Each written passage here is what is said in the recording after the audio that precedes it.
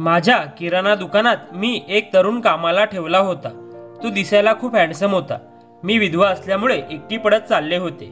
मी आजारी पडल्यानंतर 2-3 दिवस तो माझ्याच घरी राहिला होता, त्यामुळे मला तो आवडू लागला। एकदा संध्याकाळी तो माझ्या घरी जेवायला आला होता। जेवण करून तो निघणार इतक्यात मी त्याचा हात माझ्या हातात घेतला। त्याने माझ्याकडे पाहिलं तेव्हा जवळपास कोणीच नव्हतं। मी आणि तो, आम्ही दोघेच होतो। आणि पुढे असं काही घडलं। नमस्कार मित्रांनो, माझं नाव सविता आहे। मी एक विधवा स्त्री आहे। माझं एक किराणा दुकान आहे जे माझे पती चालवत होते, पण त्यांच्या अचानक झालेल्या निधनानंतर हे दुकान एकटीने सांभाळणं माझ्यासाठी फार अवघड होऊ लागलं। कारण दुकानात नेहमीच खूप गर्दी असायची, ग्राहकांची ये-जा असायची, रोजच्या रोज नवीन नवीन मागण्या आणि जबाबदाऱ्या वाढू लागल्या होत्या। त्या सगळ्या गोष्टी मी एकटीच्या बळावर कशा सांभाळणार, म्हणून मी ठरवलं की मला एखादा कामगार ठेवायलाच हवा। मी दुकानाबाहेर पाटी लावली, विश्वासू कामगार हवा आहे, तरुण अथवा तरुणी कोणीही चालेल। पाटी लावून 5-6 दिवस गेले, पण कुणीही कामासाठी समोर आलं नाही। एक दिवस मी दुपारी दुकानात बसले होते, त्यावेळेस दुकानात फारशी गर्दी नव्हती, म्हणून मी थोडी शांतपणे गिरायकाकडे पाहत काम करत होते। इतक्यात अचानक एक तरुण माझ्याकडे पाहून हलकसं हसला। मला वाटलं तो कदाचित काही सामान घ्यायला आला असेल। मी त्याला विचारलं, काय हवं आहे? त्यावर तो हळू आवाजात म्हणाला, मी तुमच्या दुकानावरील पाटी वाचली, तुम्हाला कामगाराची गरज आहे वाटतं। मी थोडंसं हसून म्हणाले, हो खरं आहे। तेव्हा तो म्हणाला, माझं नाव विकास आहे, मी शेजारच्या गावचा आहे, मला कामाची गरज आहे, तुम्ही मला कामावर घ्याल का? मी त्याच्याकडे पाहिलं आणि खरं सांगते, मला माझ्या डोळ्यांवर विश्वास बसत नव्हता। तो दिसायला खूप हँडसम होता, तरुण होता, माझ्यापेक्षा 1-2 वर्षांनी मोठाच वाटत होता। मी विचारलं, तुमचं शिक्षण कितपत झालं आहे? तो म्हणाला, मी ग्रॅज्युएट आहे। मला आश्चर्य वाटलं, एक ग्रॅज्युएट मुलगा माझ्या छोट्याशा किराणा दुकानात नोकरी मागतोय। मी परत विचारलं, तुम्ही ग्रॅज्युएट असूनही इथे नोकरी मागत आहात? तेव्हा त्याच्या डोळ्यातून दुःख उमटलं आणि तो शांतपणे म्हणाला, माझ्या घरची पार्श्वभूमी खूप गरीब आहे। माझे आई वडील नाहीत, मागे पुढे कोणीच नाही। मी माझ्या हिमतीवर ग्रॅज्युएशन पूर्ण केलं, पण खूप प्रयत्न करूनही कुठेच नोकरी मिळाली नाही। पोटाची खळगी भरण्यासाठी मला कामाची गरज आहे। त्याचं बोलणं ऐकून माझ्या मनाला फार वाईट वाटलं। इतका सुशिक्षित, सभ्य मुलगा आणि तरीही परिस्थितीच्या विळख्यात सापडलेला। माझ्या मनाला त्याच्याबद्दल आपुलकी वाटू लागली। मी त्याला म्हटलं, हो मला कामगाराची गरज आहे, तुला मी काम देईन, महिन्याला 14,000 रुपये पगार मिळेल, तुला चालेल का? त्याने लगेच मान हलवली आणि त्याच्या चेहऱ्यावर आनंदाची झलक उमटली। मी उद्यापासूनच कामावर येतो, असं तो उत्साहाने म्हणाला। मी त्याला सांगितलं, कामाचा वेळ सकाळी 9 ते संध्याकाळी 6 पर्यंत असेल, त्यावेळेत तुला दुकानावर राहावं लागेल। त्याने होकारार्थी मान हलवली आणि पुन्हा एकदा माझ्याकडे पाहून एक स्मित हास्य दिलं। त्याच्या त्या निरागस स्मिताने माझं मन हलकं झालं। मलाही नकळत त्याच्याकडे पाहून हसू आलं। मग तो निघून गेला आणि मी मात्र त्याच्या पाठमोळ्या आकृतीकडे बराच वेळ पाहत राहिले। तो माझ्या डोळ्यासमोरून नाहीसा होईपर्यंत माझं लक्ष त्याच्याकडेच होतं। दुसऱ्या दिवशी सकाळी नेमके 9 वाजण्याआधीच 5 मिनिटं उरली असताना विकास दुकानावर आला। त्याची व्यक्तशीरपणा पाहून मी खुश झाले। मी त्याला सर्व काही नीट दाखवलं, कोणत्या कपाटात कोणत्या वस्तू ठेवलेल्या आहेत, वजन कसं मोजायचं, ग्राहकांशी कसं बोलायचं, कोणाला किती साहित्य द्यायचं, प्रत्येक गोष्ट त्याने काळजीपूर्वक वहीत लिहून घेतली।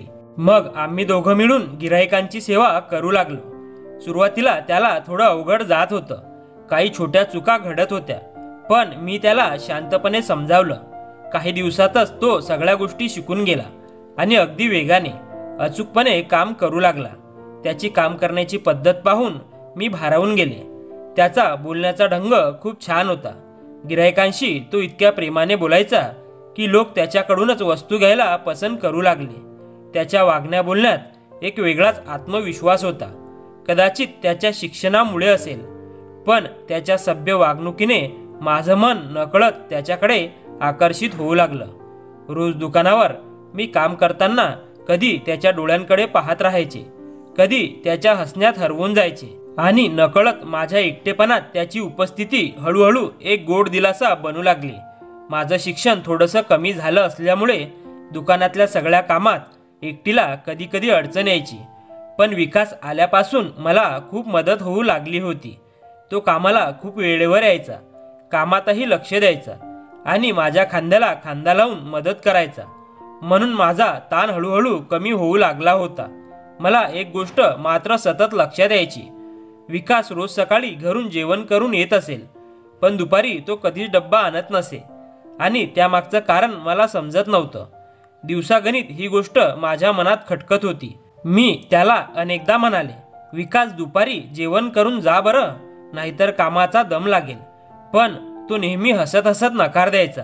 नाही बाईसाहेब, मी घरूनच जेवण करून येतो, मला काही गरज नाही. एकदा बोलता बोलता मी त्याला थोडं चिडवूनच विचारलं, तू हाताने जेवतोस की कुठे मेस लावली आहेस? तेव्हा तो थोडासा संकोचून म्हणाला, बाईसाहेब, माझ्याकडे मेसमध्ये पैसे घालवायला पुरेसं नसतं, मी घरी स्वतः स्वयंपाक करून खातो.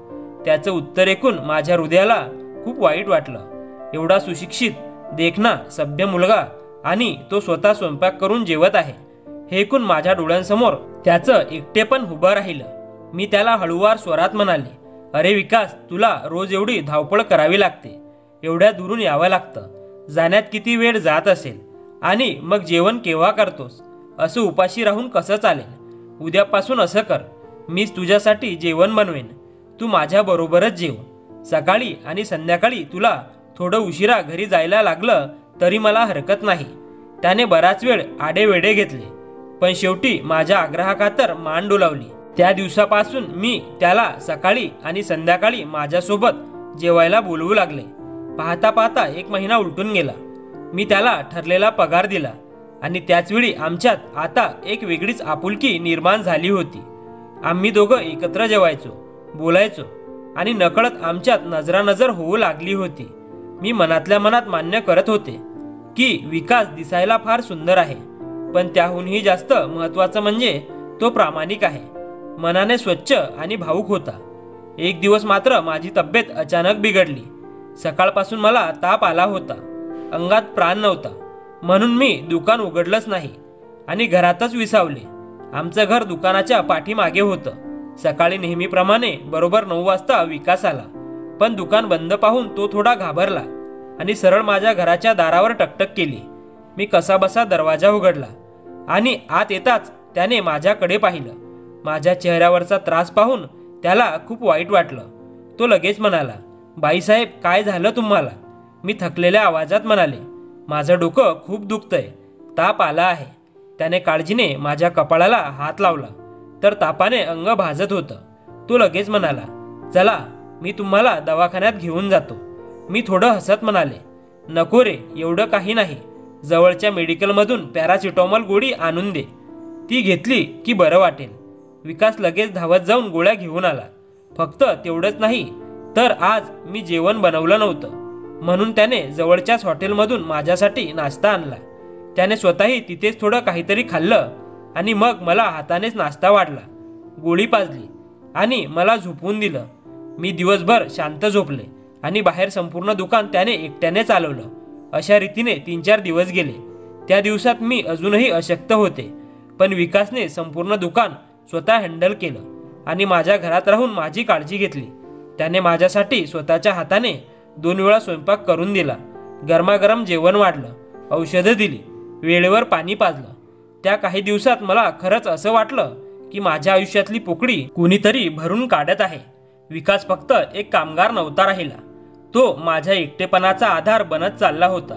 त्याच्या काळजीत, त्याच्या प्रेमळ वागण्यात मला एक ओळखीचा दिलासा मिळू लागला होता. मी त्याच्याकडे आता फक्त मालक म्हणून पाहत नव्हते, तर माझ्या डोळ्यात त्याच्यासाठी एक वेगळीच चमक येऊ लागली होती. मी त्याच्याकडे नकळत प्रेमाच्या नजरेने पाहू लागले आणि माझं मन हळूहळू त्याच्याशी एकरूप होऊ लागलं. मी हळूहळू विकासच्या प्रेमात गुंतत चालले होते. दुकानात काम करताना त्याच्याकडे नकळत माझी नजर वारंवार जाई आणि तोही माझ्याकडे हसत मुखाने पाहायचा. आमच्या नजरेला नजर भिडली की मनात एक गोडसा शहारा उमटे आणि दुपारी जेवताना तर जणू आमच्या नजरेतून न बोलता हजारो गोष्टी सांगत होत्या. कधी कधी सामान देताना हाताला हात लागत असे, तेव्हा अंगात एक गारवा पसरत असे, जणू कुणीतरी माझ्या मनात प्रेमाचं बीज रोवत होतं. एकदा संध्याकाळी मी दुकान लवकर बंद करून घरी आले होते आणि विकाससाठी खास गोडधोड जेवण बनवत होते. तो बरोबर 7 वाजता दुकान बंद करून आला. मी त्याला हसून जेवायला बसवलं. आम्ही दोघेही एकत्र जेवत होतो. पण आजची संध्याकाळ काही वेगळीच भासत होती. जेवताना सारखी आमची नजर भिडत होती. त्याच्या डोळ्यातली प्रामाणिक चमक माझ्या मनाला आणखी चकळून टाकत होती.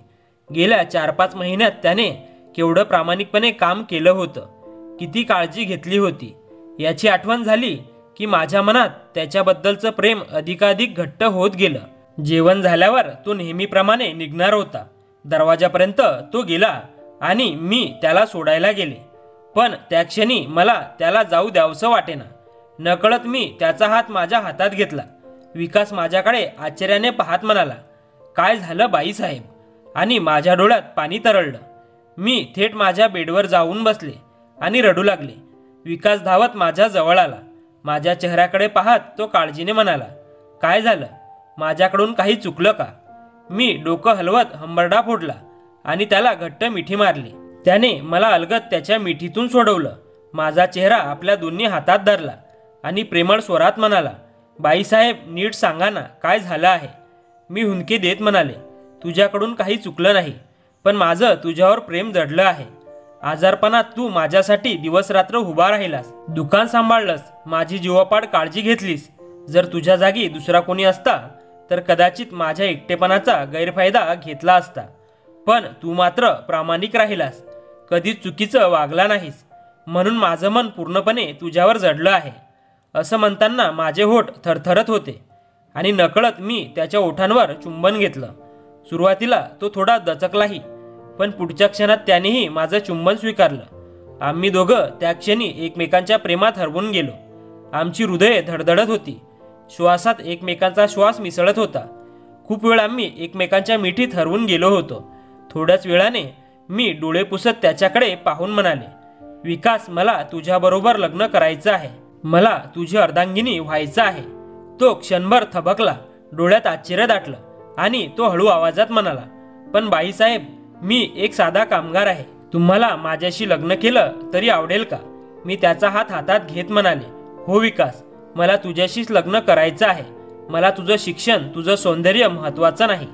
मला तुझं प्रामाणिक मन हवं आहे. तुझ्यासारख्या माणसाबरोबरच मी आयुष्य घालवू शकते. माझ्या शब्दांवर त्याच्या डोळ्यात आनंदाश्रू दाटले आणि त्याने मला पुन्हा एकदा प्रेमाने मिठीत घेतलं. असं करत आम्ही आणखी 2 महिने एकमेकांना नीट ओळखून घेतलं. आमचं प्रेम दिवसेंदिवस वाढत गेलं. शेवटी एके दिवशी आम्ही कोर्टात जाऊन साधेपणाने कोर्ट मॅरेज केलं. आम्ही दोघेही एकमेकांचे झालो आणि आमचा संसार नव्या उमेदीनं सुरू झाला. आज मी गर्भवती आहे. माझ्या पोटात विकासचा अंश वाढत आहे. हे जाणवताच माझ्या डोळ्यात समाधानाचं पाणी दाटलं. आयुष्यातलं रिकामेपण, एकटेपण आता कायमचं संपलं आहे. मी मनोमन देवाचे आभार मानते की त्याने मला विकाससारखा प्रामाणिक, प्रेमळ आणि जीवापाड काळजी घेणारा साथीदार दिला. मित्रांनो, माझं आणि विकासचं प्रेम खरं होतं, म्हणून ते विवाह बंधनापर्यंत पोहोचलं. आता आम्ही दोघेही खूप आनंदाने संसार करत आहोत. तुमच्या मते मी विकासशी लग्न करून बरोबर केलं की चूक? कमेंटमध्ये नक्की लिहा. खरं प्रेम कधीच रूप, पैसा किंवा पद पाहत नाही. प्रामाणिकपणा, काळजी आणि आपुलकी या गोष्टी नात्यांना आयुष्यभर टिकवतात. जेव्हा एखादं मन खरंच आपल्यासाठी झगडतं, आपल्या सुखादुःखात खंबीरपणे उभं राहतं, तेव्हा त्याचं महत्त्व पैशापेक्षा, सौंदर्यापेक्षा, समाजाच्या मतापेक्षा खूप मोठं असतं. म्हणूनच आपण नात्यांची निवड करताना बाहेरचं बघू नये, तर माणसाच्या मनातील सत्य आणि प्रामाणिकपणा ओळखायला हवा. खरं प्रेम एकदा मिळालं तर ते आयुष्यभर सुख, समाधान आणि आधार देतं. माझी आणि विकासची ही प्रेमकथा आवडली असेल तर ती लाईक, शेअर आणि सबस्क्राईब करायला विसरू नका. धन्यवाद.